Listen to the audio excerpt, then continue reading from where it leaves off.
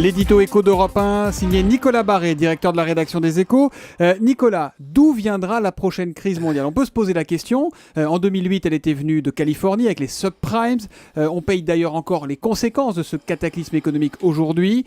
Et là, vous voyez une nouvelle crise arriver. D'où vient-elle ? Eh bien, pour le savoir, Thomas, il faut que je vous fasse visiter les soutes du système capitaliste mondial, rien que ça. Allons-y.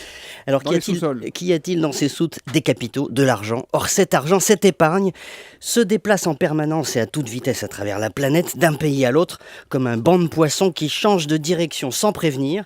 Eh bien, aujourd'hui, ces énormes masses de capitaux qui font tourner le système s'enfuient des pays émergents, les déstabilisent, les assèchent.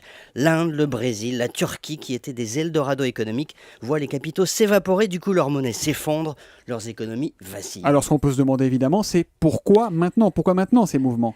Alors, à cause des Américains.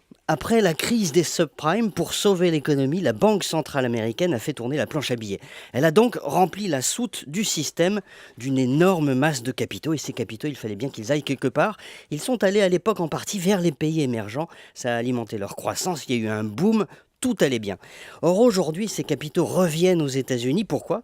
Tout simplement parce que l'économie américaine va mieux. Mais du coup, les pays émergents qui avaient l'habitude de l'argent facile sont pris à la gorge. Alors, l'inquiétude qu'on peut avoir légitimement aujourd'hui, c'est de savoir si, comme avec les subprimes, la crise de ces pays peut dégénérer en un nouveau cataclysme mondial et on repartirait dans un nouveau cycle infernal. Eh bien non, c'est la bonne nouvelle. Pour que ça dégénère en crise mondiale, il faudrait que le plus gros des pays émergents, la Chine, soit touché à son tour. Or, ça n'est pas le cas. Le domino chinois n'est pas prêt de tomber. Pourquoi ?